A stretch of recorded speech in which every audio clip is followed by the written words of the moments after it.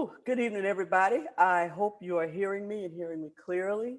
This is Dr. Sharon S. Riley on this beautiful Friday, September 4th. Um, Getting ready to give God's name some glory, honor, and praise. He is worthy of it. And so we are grateful for this opportunity.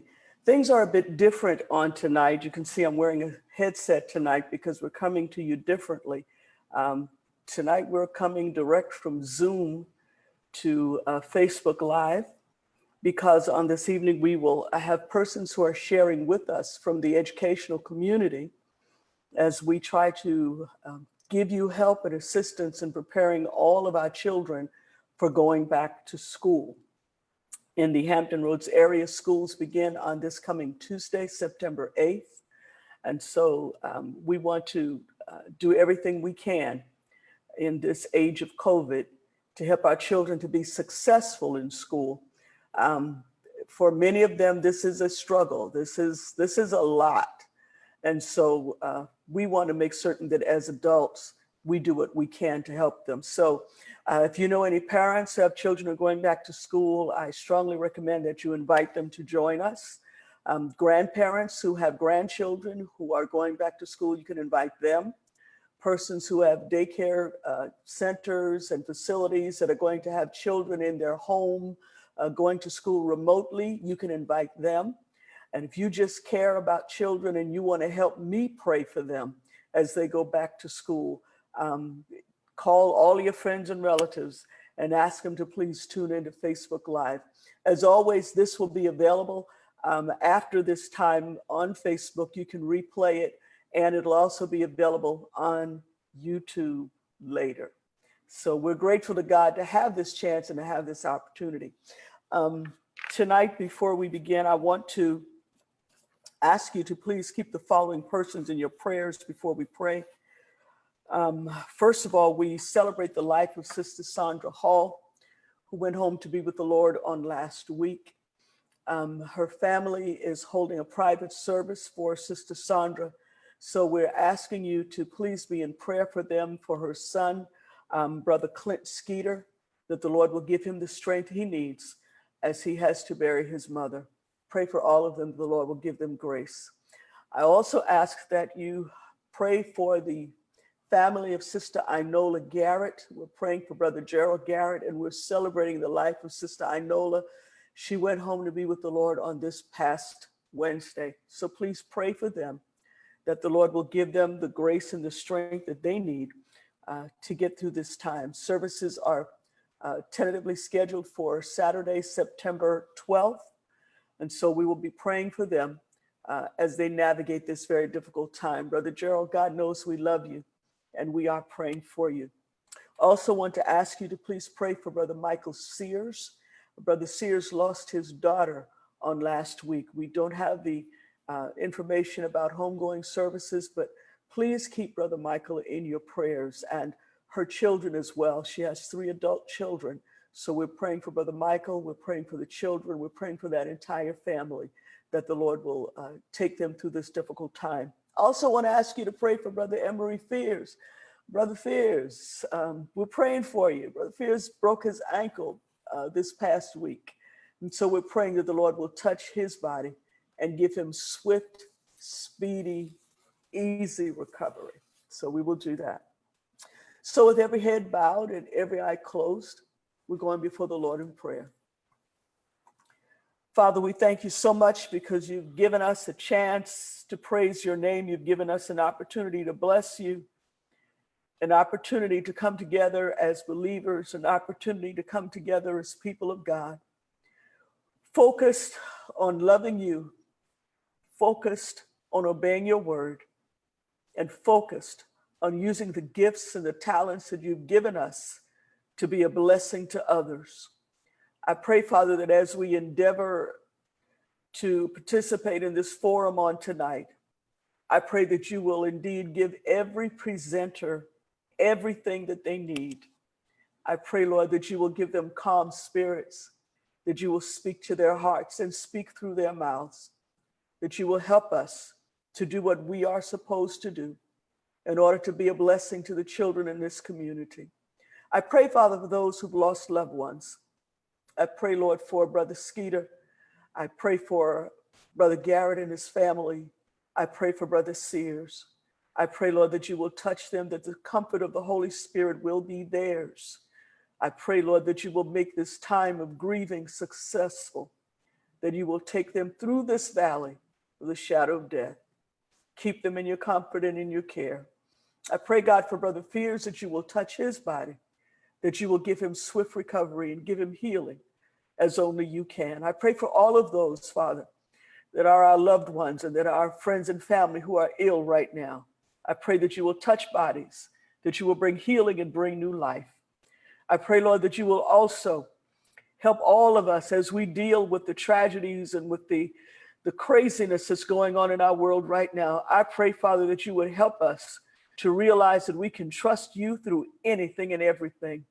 I thank you for proving yourself strong. Oh, yes, you have. Proving yourself mighty by holding us in the hollow of your hand. You have taken such good care of your people, and we are grateful for it. We thank you for it. We pray, God, that you will continue to reign and to rule, and that everything that is done, no matter what it looks like or feels like, will be done according to your perfect will and according to your plan. Thy kingdom come, and thy will be done in earth as it is in heaven. Bless us now as we gather, and be with us through this time. We pray this prayer with great thanksgiving and with great expectation. In Jesus' name, amen. All righty. I have the privilege this evening of introducing the young lady who will be conducting our forum on tonight. Sister Karen Reeves has been in education for 28 years. She is one of the original teachers from Faith Academy School of Excellence, and she returned years later to Faith Academy to be our administrator. Sister Reeves has been an instructional reading specialist for over 10 years. She has a master's degree in elementary education, a master's degree in reading instruction, and an education specialist degree in supervision and administration for K through 12. She is licensed by the state of Virginia, the Virginia Department of Education, in all of these areas. And she will conduct our discussion this afternoon. I want to ask you, because certainly I know you will have questions about what they are presenting to us. And so I want to ask you to please hold, actually no, go ahead and put your questions in the comments section. I know we normally don't put anything in comments, but tonight we'll give you a chance to put in a comment. So please be so kind as you have questions, anyone, everyone, please write your questions in the comments. And what we will try to do is to answer those questions, as many as we can, at the end of this presentation. We certainly won't get to all of them, but we will try our very best to get to as many as possible. Please receive, and you can turn on your video, Sister Karen Reeves. Good evening.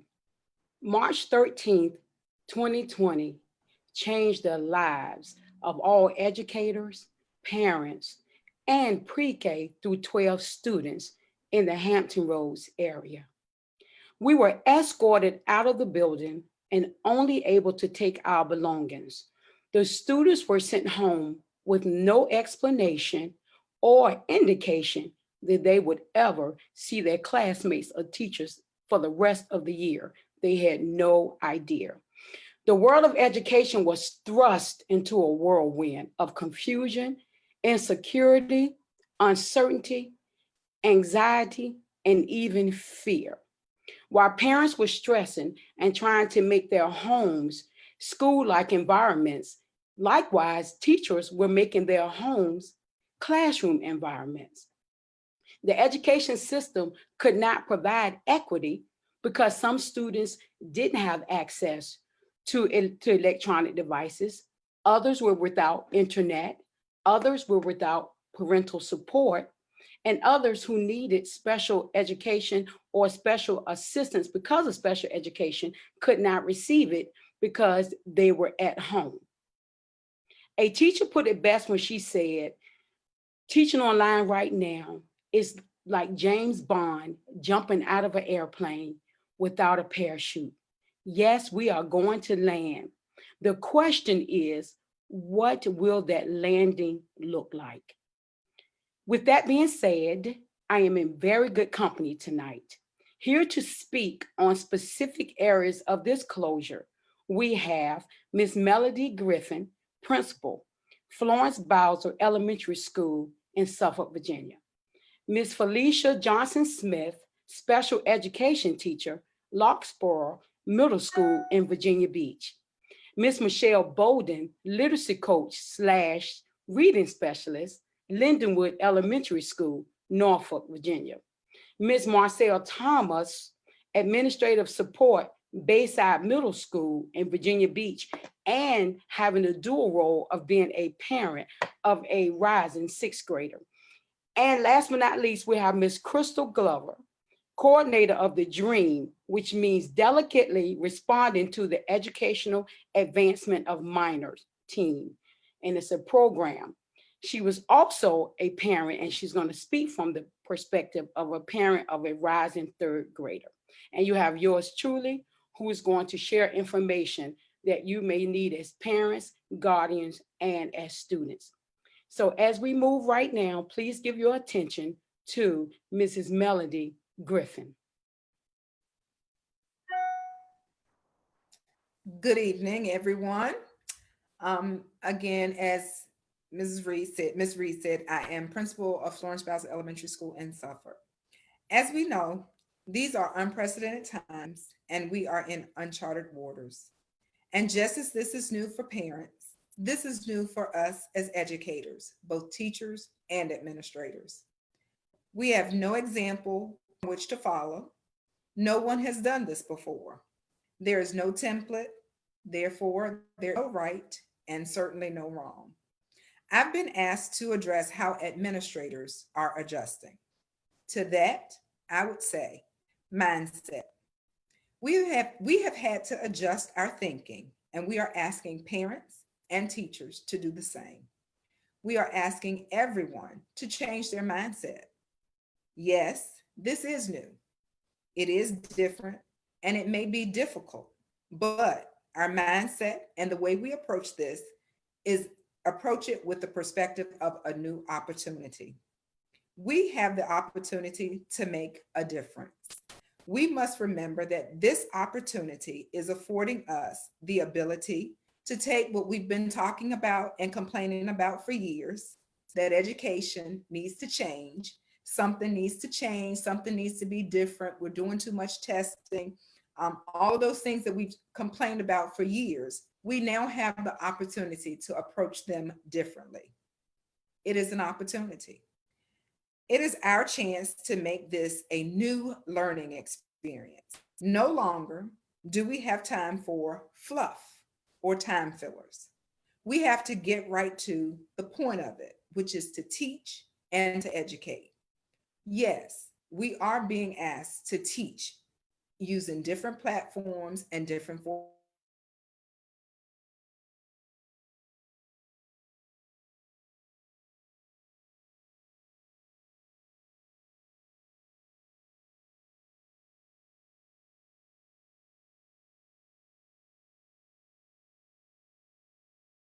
just like parents, we don't have the answers. We are learning right along with you because just like you, we have not done this before.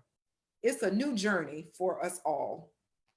Two, we are in the business of educating children, and we want your children to be present in school, but we want them and us to be there safely.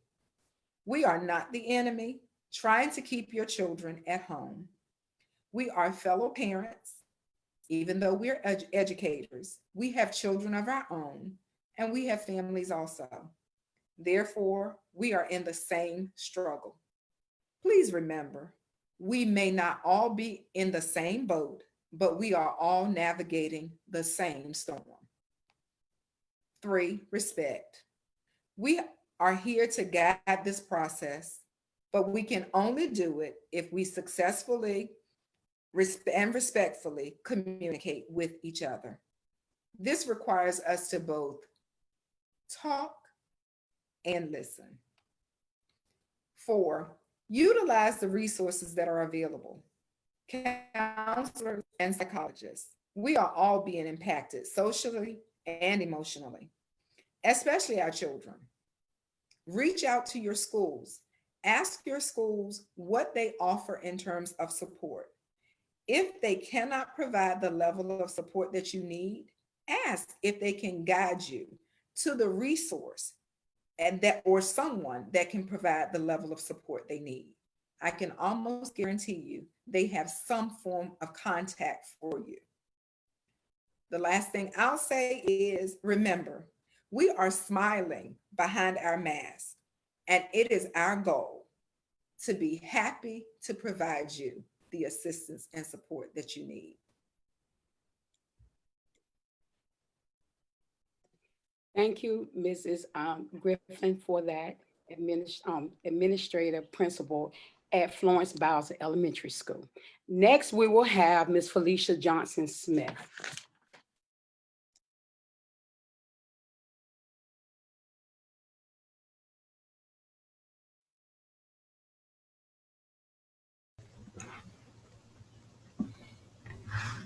There we go. Okay. The Individuals with Disability Education Act brings us special education.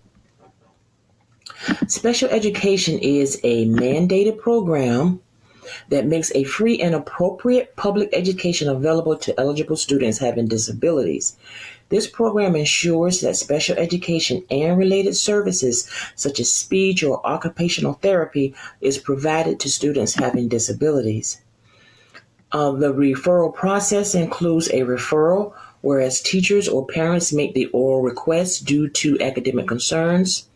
A school review team meets to determine if a disability is suspected. If so, administration provides a permission to evaluate form to the parents within 10 days. Psychologist conducts an evaluation and completes the report findings within 65 days. After evaluation and findings, an initial IEP is drafted within 30 calendar days. Implementation of the IEP should take place within 10 days. IEPs. Individual education plans, known as IEPs, are legal documents that educators must follow to implement a specific learning plan for students having disabilities. Created by an IEP team of school professionals and parents, is implemented by case managers and teachers. It is important that the IEP team has a good working relationship to communicate students' needs effectively. The U.S. Rehabilitation Act of 1973 brings us the 504 plan. The 504 plan is a customized plan that is developed for students with physical or mental impairments to ensure students will be treated fairly. These plans are created by school professionals and parents and implemented by the school counselors and teachers. Face-to-face and virtual learning will look different for all of us this year, but whether students are face-to-face or virtual, they will receive specifically designed instructions from special educators, whereas for their academics, they'll still receive one-on-one instructions, modeling, closed passages, and sentence starters to help them be successful. They'll receive calculators, number lines, and math manipulatives. Many students receive social support to help them with their coping strategies. Behavior plans will be serviced, social emotional support provided, and many behaviors are planned, whereas teachers just ignore those behaviors because it's in a student's behavior plan. 21st century learning engagement will look like this for the school year. Many students participate in video chats, online posts, polls, group discussions. Many teachers use the gradual release model, where the teacher models, students highlight notes or take notes, and students participate actively in the learning process. Online quick checks and feedbacks are important, and students participate in many, many interactive games which they love. Reflections and feedback. Reflections and feedback is important for all students.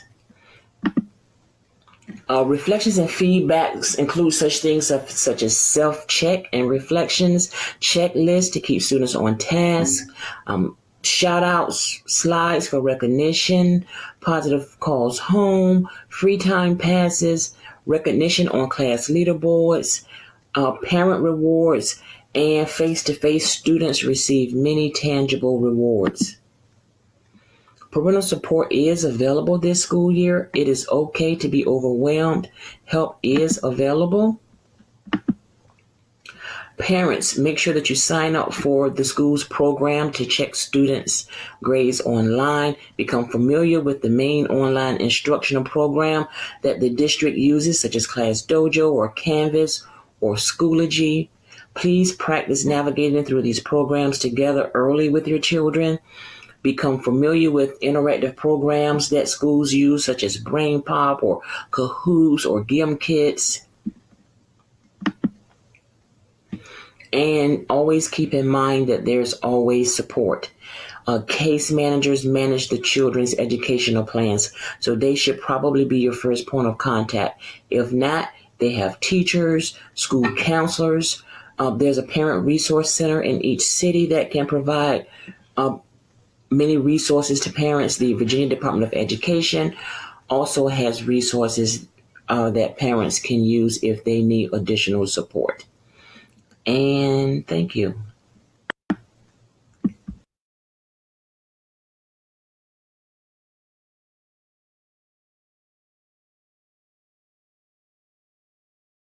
For sharing, Miss.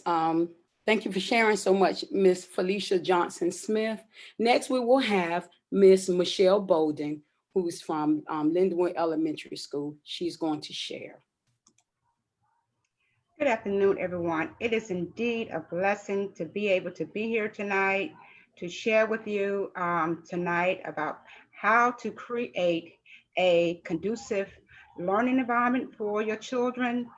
As we've been talking about, things have really changed. So as parents, it's important that we facilitate an environment where students are able to learn, and a conducive home environment will facilitate engagement. And as we all know, engagement leads to student success. So to begin with, before we can create this environment for our babies, we need to understand what is meant by conducive learning environment, okay? As you look at the pictures on the screen, some of these would appear to be conducive learning environments, but neither are. So let's see why. Okay. A conducive learning environment, let's see what it is. It involves the child. It is organized, it is intentional, it is a designated space. It is free of distractions, and as well, it is inviting. Preparing a conducive learning environment. Before you go out and try to do this and do that, the first thing you need to do is to talk with your child about the environment. The child needs to buy in and understand the purpose of the environment. So make sure that your child is willing to be a part of that environment and understand the purpose of that environment. Also, next thing about preparing a conducive learning environment, that designated space. You need to make sure that you have a designated space, and that space is only to be used for instruction. It should be free of distraction, okay? Watch out for those high traffic areas in your home. And as you saw in one of the pictures before, areas near too many windows could have a lot of distractions, children playing outside, construction or whatever may be going on. It's good to be near a window for the lighting. However, you're going to have to really think about that, because if there's a place where there are lots of distractions, you don't want that.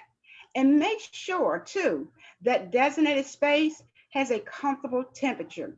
We want to make sure the child is not too warm, not too cold, because that can impede learning. Right? All right. The next thing we talk about, you need to make sure in preparing your conducive learning environment, make sure that everything is intentional. Cute comfort, okay, that's maybe a little part of it, but everything should be intentional. You need to stay focused on the purpose of the learning environment in order to prevent clutter. We don't want those distractions. And the main thing is it has to be intentional because you want to facilitate learning. That's the whole thing about that learning environment. We need to make sure that it has a purpose, for everything in that environment should have a purpose. And as needed, we need to reinforce with our children over and over and over the purpose of this environment. So make sure that everything is intentional that's in that environment. The next thing we're going to talk about for preparing for a conducive learning environment, is involve your child. We want to talk with them, yes, about the buy-in, but we need to involve the child with creating an inviting environment. Okay, we need to inject the child's personality in that environment by maybe hanging some of their favorite artwork, some of their favorite work they've done at school. We need to have maybe select a favorite poem or favorite writing that they did. Okay, we need something up that's going to inspire them. And we want to make sure that the space is fun and colorful. So that is where your child can be involved in making sure that the environment is inviting. Also, we like to sit our children at the table, and that's good. They need to be there. But sometimes kids get tired of sitting in the same place, like a desk or a chair. So add a few pillows, add a beanbag, so they can have an alternative place to work. So the big thing is make sure you involve your child within creating that inviting environment. Okay. The next thing we're going to talk about in preparing a conducive environment is to organize the environment. Learning is facilitated when there is organization. So with your child, brainstorm what supplies will be needed to be in the environment to make studying and learning effective. One of the great things that I suggest, check with the teacher. Check with the teacher to make sure you have those manipulatives or anything that that child may need to make sure that environment is conducive to learning. Use bins and cubbies and to prevent clutter. You don't have to go out and buy anything. You can take cereal boxes or any kind of boxes. You can cover them with nice paper. Have you and your child decorate those to put manipulatives in. And also make sure that you establish expectations for that learning environment. Okay. All right. The next one we're going to talk about is, okay, we're going to make, this is the last one, I'm sorry. Don't forget, this is the most important thing. A conducive home learning environment facilitates engagement. We want to keep our children engaged because when we have engagement, it's going to lead to student success. Thank you, and my prayers are with you for a wonderful, wonderful school year. Thank you, Ms. Michelle Bolden from Lindenwood.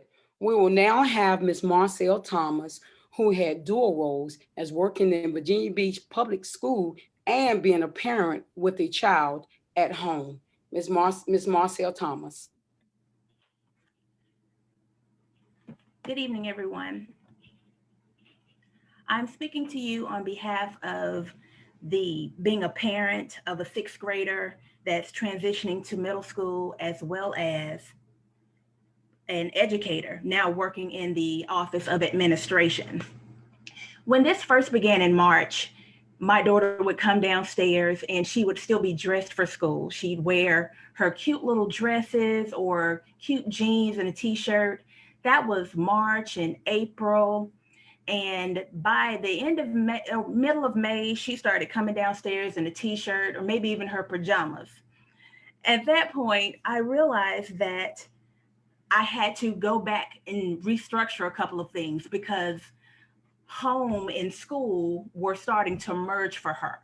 So I had to ensure that there was difference. So I'm going to talk to you about what I do here at home. I hear daily at work the fear, the concern, and all of the many questions that parents and students have as we are entering this new way of learning. With that in mind, my heart began being focused on the simple things, the basics, the ABCs. I started my ABCs with attention, balance, and consistency. I give my undivided attention to every student, parent, grandparent, caregiver that I come in contact with at work. May not be able to see our students face to face, but our love for them goes beyond the four walls. So when I give advice to the student, I act as if that's my own child. When I'm talking to a parent, a grandparent, or a caregiver, that's a member of my family because I want them to succeed and that student to succeed. So, in giving my full attention, I look at this in two ways: in school and out of school. Because all of this is new to us, we must get students to realize that this is just geography and that's just location. Class is in session in a learning environment from our home. So, how do we accomplish that? As you've heard, you create a learning environment. We have a desk, we have a chair, we have it somewhere that is not going to be around a TV. Try to avoid those types of distractions. Don't make it too comfortable. Definitely avoid the bedroom because student will lay down, will become too relaxed.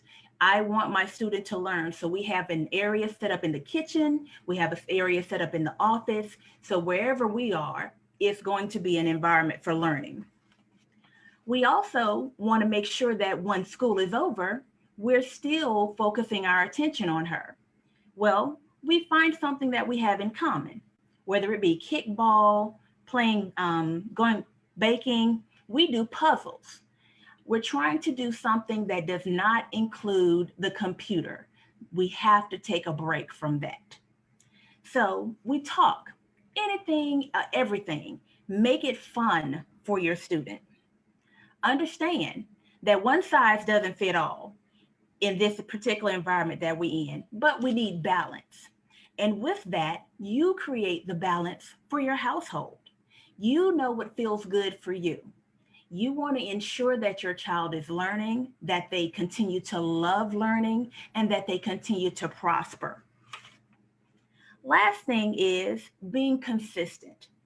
Routines are crucial. Bedtime.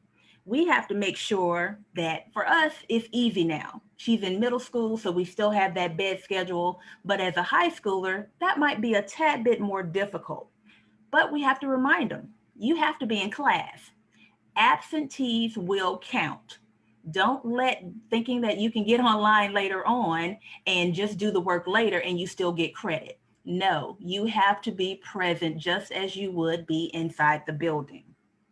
So make their concerns a priority. Make sure they understand that everything that's going on, this is a transition. Talk about it. Make sure whatever items they have before them that we validate and we understand what's going on. So finally, we're a community. We all need help. As you've heard, utilize your resources. Call the school. Have that open dialogue between the student, yourself, and the teacher.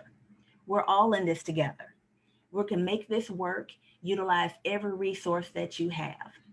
Thank you for your time. Thank you so much, Ms. Marcel Thomas. Now we'll have Ms. Crystal Glover. She's going to specifically share from the point of view of having a rising third grader. Ms. Glover.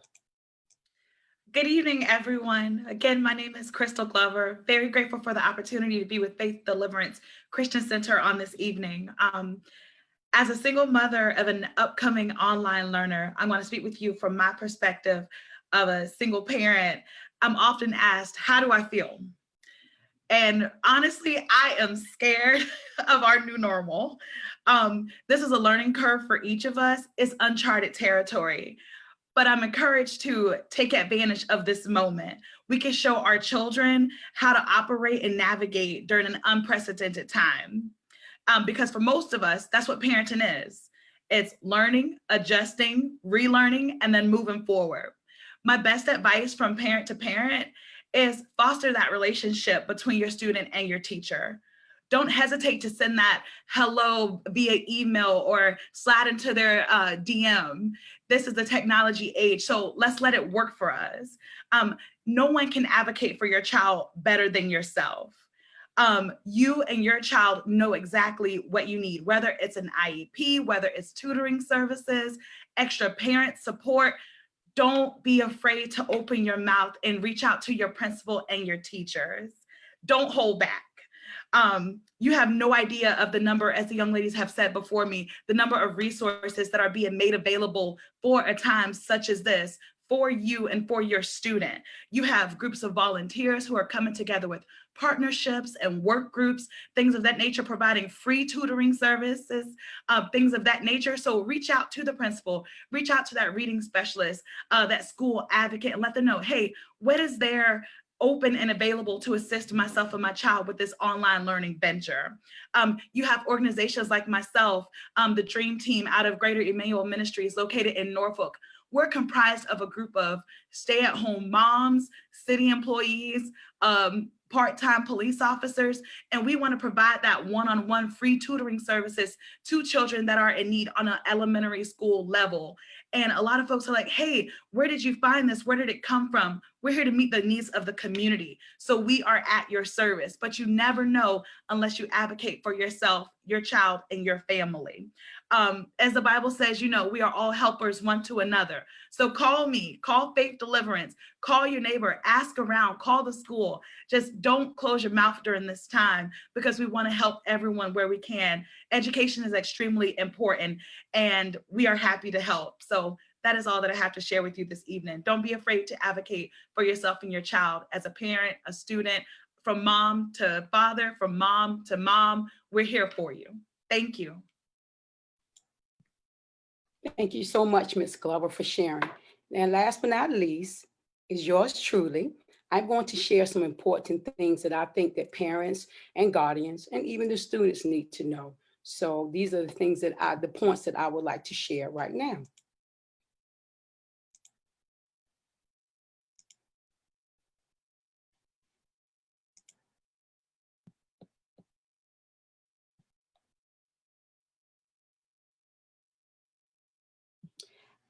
Let's talk about first, before we talk about Zoom protocol, let's talk about devices and Wi-Fi pickup. We still have parents, and I can only speak for the city of Norfolk, who have not come in to pick up a Wi-Fi device. We have Chrome computers for all the students in the city of Norfolk, in all of the 7 cities. All you have to do is come to the school and pick them up. We've been there every day, all week, trying to give them out, and everybody hasn't been there. So make sure that your child's computer is picked up, because we have problems when children try to get on with a smartphone or a phone device. They cannot get on adequately with Zoom. They keep getting kicked off. I learned that this summer with the child on his iPhone. The child had to just withdraw from summer school because he couldn't do it any longer. I was trying to get the parents to go out to the school and get a device, but they did not.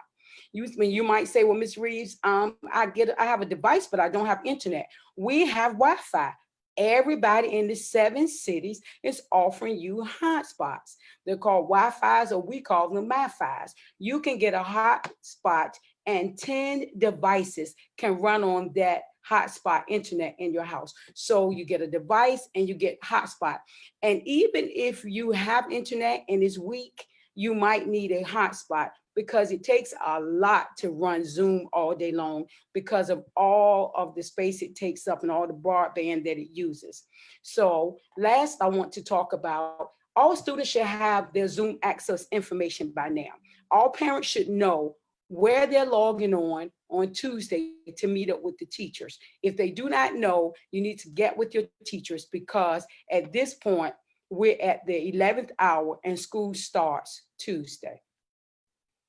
The next slide I want to talk about is some Zoom instruction protocols. I worked summer school this summer, and I learned a lot from working summer school.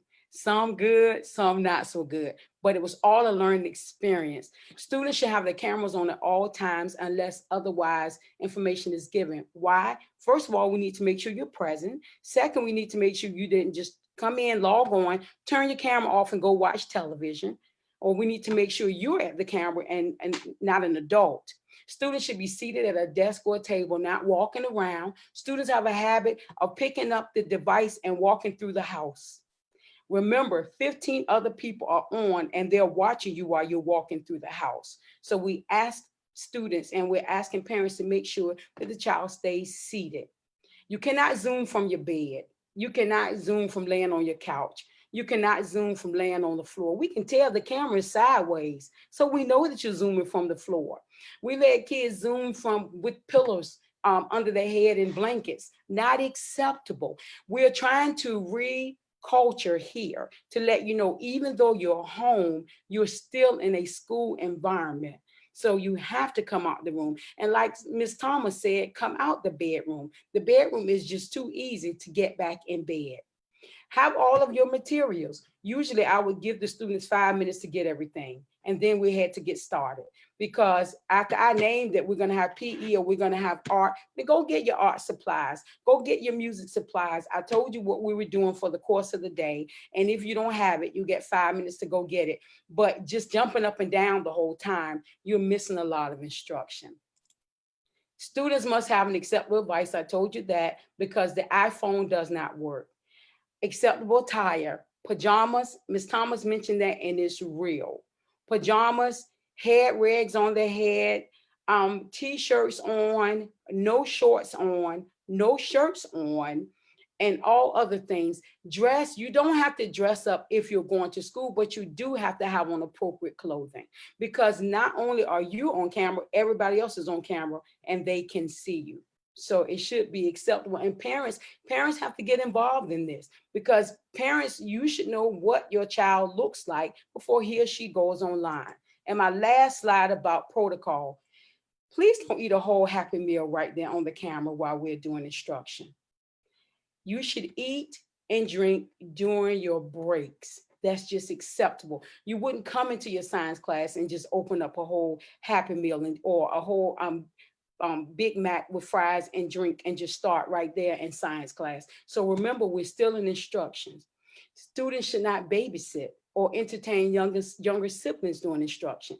That happens too. They come in with their 1-year-old and 2-year-old brother and sister because their child is inquisitive and wants to see what's going on. But the child that we're dealing with needs to learn.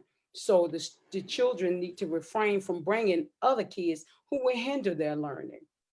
And if you set your child up in the kitchen, know that if you eat in the kitchen, that somebody's going to come in there and have a meal during Zoom. And that has happened numerous times, things you don't even think about. You put the child at the kitchen table and then you start cooking and you're in the background cooking. Then somebody else comes in and asks you what you're cooking. And then you have a whole conversation about what you're cooking while we are trying to keep the kids focused. Remember, the little kids already have a problem focusing. So they're looking at everything that's going on in the background. Please be mindful of that. Please be mindful of what you say. We can hear your conversations. We can hear your conversations. We can hear it whether it goes left. We can hear it whether it gets loud.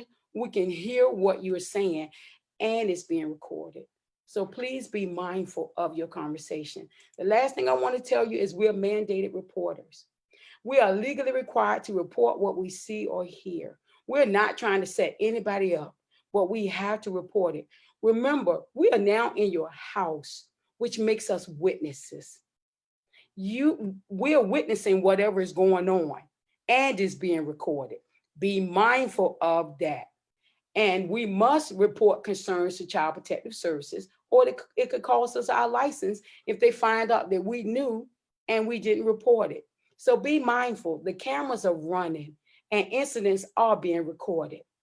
Signs of abuse will be reported ASAP per district and state protocol. Thank you. Dr. Riley. Wow, that's a lot of good information, you guys. Thank you all so very, very much. I want to ask all of the presenters, please turn your cameras on for a few minutes. I have a couple of questions that I want to pose as I'm trying to read them. They're coming through here. Yeah. Okay, all right. The first question is this. What changes that are being implemented now do you see continuing when things get back to normal, whatever that is? Yep, Sister Reeves. We are starting an online academy. So some students are enrolled in virtual academy and they won't come back even when we return to brick and mortar, which is the actual school. Some kids will not return to brick and mortar. They will stay on the online academy. We have specific teachers who work with them and will continue to work with them with that. And it may continue. If online academy works this year, then it will continue as an option for kids who don't want to come back into the brick and mortar building. Okay, thank you. Anybody else? Did you see anything that's that started because of this that you can anticipate continuing on, as they said, when we get back to normal, whatever that is? One thing I know that we're doing is we have a group of 5 schools who are collaborating, and as normal, I wouldn't be able to leave my building to go to another building. But because of the virtual situation, and I always tell people there is a blessing in the pandemic, I'm able to go to another school via Zoom. Okay, this is something that we said that we're going to try to continue even after the pandemic. Maybe there's somebody at some group of kids at another school that I can work with those kids, okay, in their classroom or whatever like that. So those, it's like I always tell people, it's a blessing of pandemic and it allows us to move back and forth, whereas before we weren't able to do that. Oh, wow. Okay, thank you. Thank you both. For special education students, and I guess this question is for Sister Felicia Johnson-Smith. For special education students, what can parents and families do to help with what will inevitably be missing in their education? Case managers are available for you to contact. If you truly feel their child is missing some of their education, if you could document what you think that is, meaning he's not performing fractions well, or he is not reading his material and being able to summarize it. If you can, try to grasp what the problem is or what the weakness is, and then contact that student's case manager that's in charge of his IEP and let her know this. Case managers are specialists, and they can provide that student with some one-on-one direct instructions in that area. They can set up private conferences with the student and make sure that those gaps are filled just with some one-on-one attention. Okay, thank you. Thank you very much. Another question, what about learning spaces for high school students? What do parents need to set up high school students? I know we talked about space for elementary school students, but how much do parents need to do in terms of the high schoolers? I think it's imperative that those parents still have a space for those kids. But as Ms. Reed said, please keep your children out of the bedroom. It is not an environment where you want your kids to be. For high school students, we know they want to lay across the bed or whatever like that. And it's so easy to take the covers and put them over their head, or, they know a lot more about technology than we do. So I've seen kids put a picture in front of themselves to make it look like they're there and they weren't. And my suggestion is make sure you do the same thing. Make sure you involve them, make sure that you have an environment for them established as well, but keep them out of the bedroom. Thank you. Anybody else want to weigh in on that one? I agree. I think that we need to, wherever you allow your students, whether it be middle school or high school, to post up, have their supplies, have everything ready, have it set up so that they know this is my space. I know we have The supplies already here. We have the folder with the paper in it, pencils. They don't have to go for anything. The Chromebook is already on the charger. So this is your area. And of course, you don't want to near a TV or any types of distractions, as you've heard by everyone. But wherever it is, even if you have an office and you have another table or whatever set up for your student in there, then have the door open so that they know that mom, dad, grandmother, someone's in the house, they're listening. They're not going to, we're not going to allow you to close yourself or section yourself off to be alone. We're all in this together. So whether it be in an open space like the kitchen table or another area of your house, have it set up for them. Even put up some of their artwork. I got one of our puzzles behind us that we put together. Have it set up for them so they know this is their space. Okay.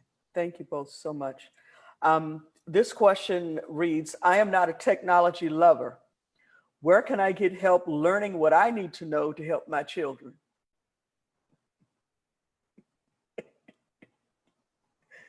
Don't everybody answer at once. Melody? I know Norfolk Public Schools on their webpage, on their homepage, they have an abundant amount of video set up, tutorials set up for parents. I mean, you don't have to log into anything. You could be in another school system. If you're a parent, just go on their page and you can look at, they have Zoom videos. We have, they have Canvas videos, all kinds of videos, and also YouTube. If you go to YouTube, you can Google any, Zoom, Seesaw, all of these different platforms and programs students are using. YouTube will take you through it. Okay, so that's another resource. Thank you. Sister Griffin? So often we think that teachers are offering assistance, they're doing it only for the students, but they actually have office hours. I know the teachers in Suffolk, they have office hours, and those office hours are there to support parents. Not only the students, but they're to support parents as well. So if you have a situation where it's something you don't understand, you don't know how to walk your students through it, you can reach out to the teacher and ask them for an individual session for yourself. And they will be willing to help the parents walk through that so that they will be able to assist the parents to be able to assist their children. Thank So you. utilize the office hours that teachers have. Thank you. That's good to know. That's good to know. And the last question is this. My son struggled at the end of last year, and I think he's going to struggle again. How do I get tutoring for my son? Sister Reeves? We have, at the end of the day in Norfolk, we have time set aside that we call equity time. And the equity time is for us to do one-on-one. The reading specialist comes in, the special ed teacher comes in, the ELL teacher comes in to support those students who we feel like didn't receive the equity that they should have received when we shut down. And so now we're trying to bring them back up to where they should be. So every day it's about 45 minutes to an hour of equity that's built into, I can talk about Norfolk schedule, that is built into Norfolk Public Schools schedule. Okay, thank you all. Thank you all so very much for this wonderful information. Sister Mel, Sister Griffin? I would say the same thing in Suffolk. They have each day, the teachers have a time frame set aside for small group instruction for students, as well as one-on-one. We also have paraprofessionals that are working as well. Our paras are scheduled to work with small groups and to work individually one-on-one with the students. So that's a resource as well. So in the schedule, there's been built-in times to work with students that are struggling, having difficulty, as well as those students who need, parents feel like they need to be accelerated, have opportunities for them as well.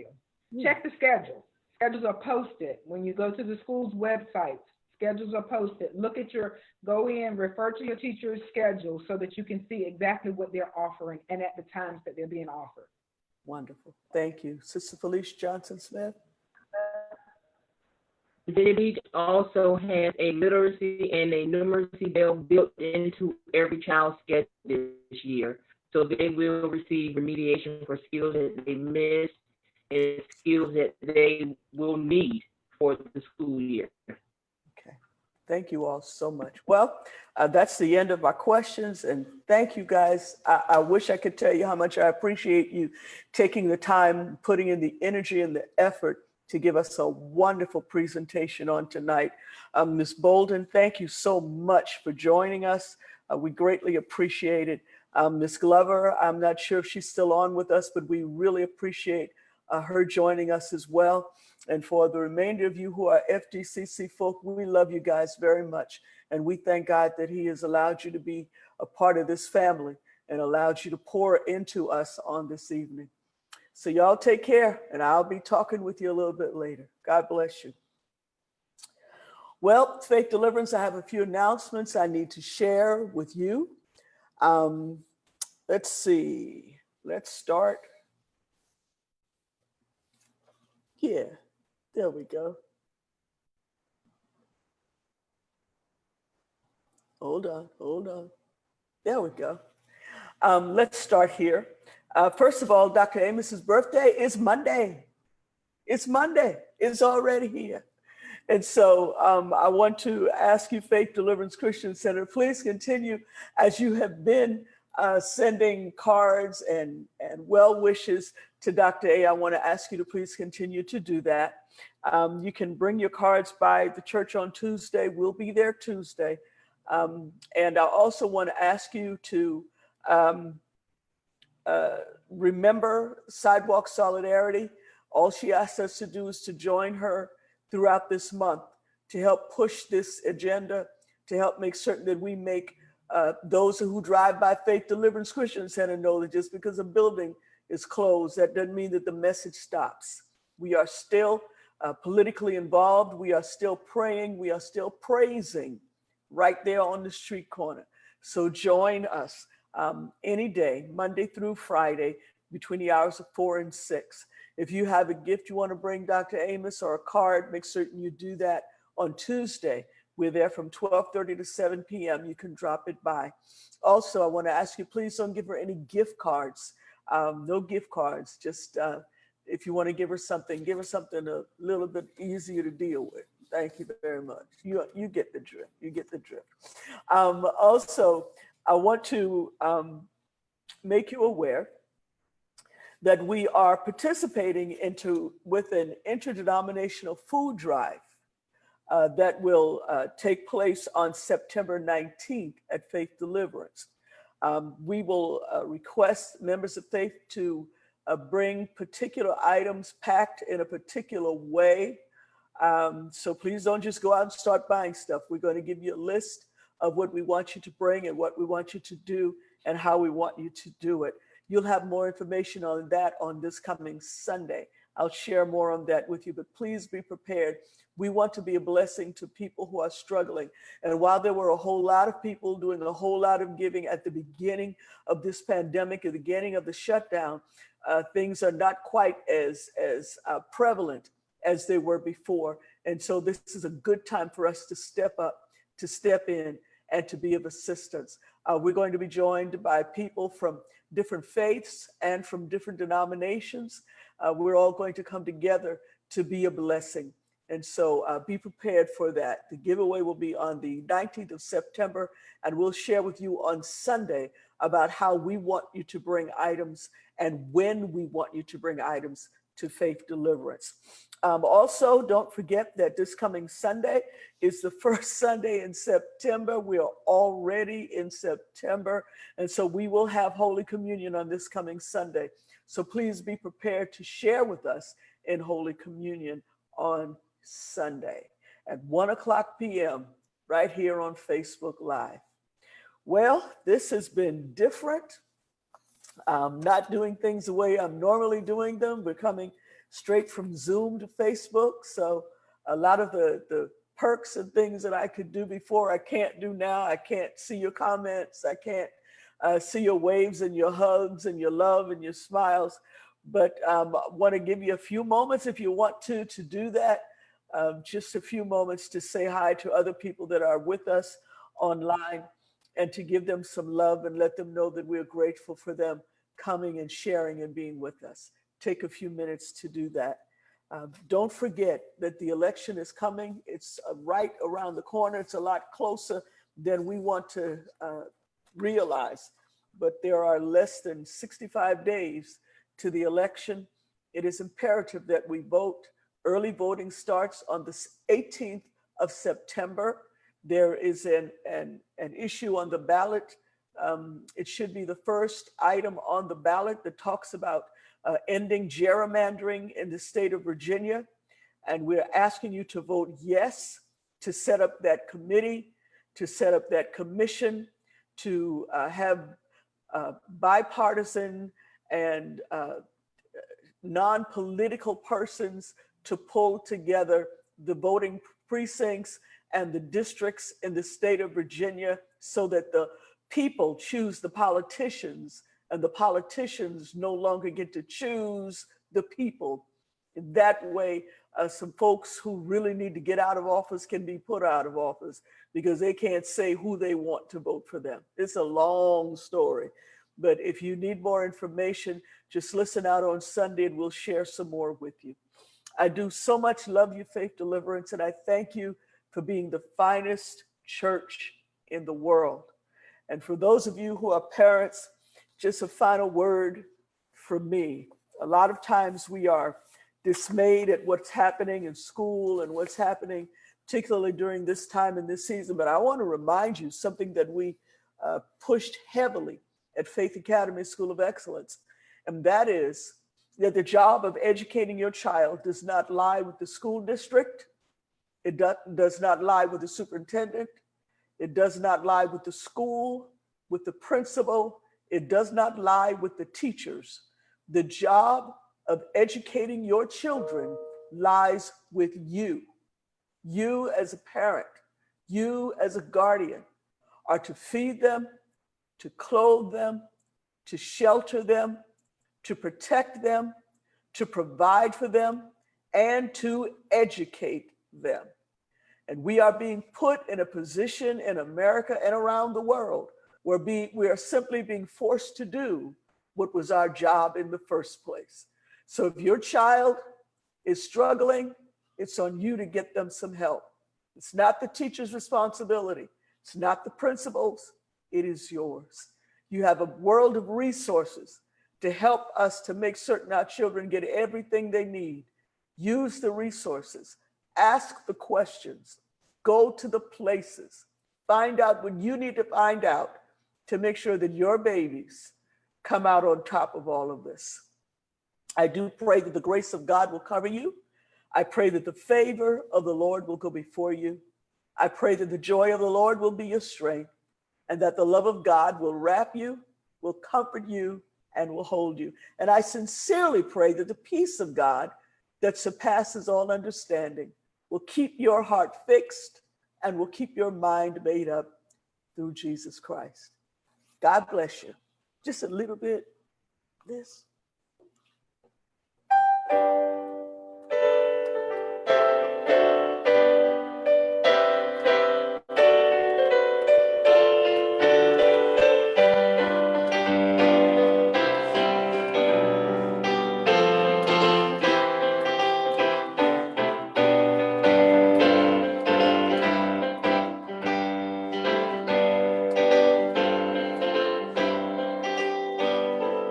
I call you holy, your name is holy.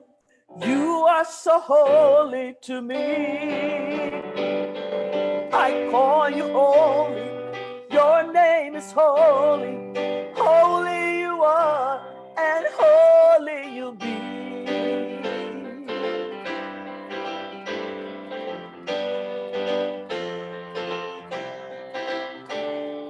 I call you righteous, your name is righteous.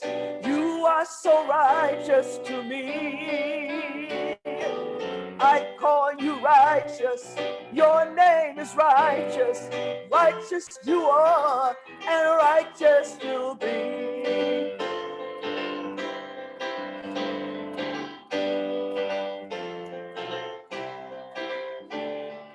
I call you all that, your name is all that. You have been all that to me. I call you all that, your name is all that you are, and all that you'll be. All that you be. All that you be.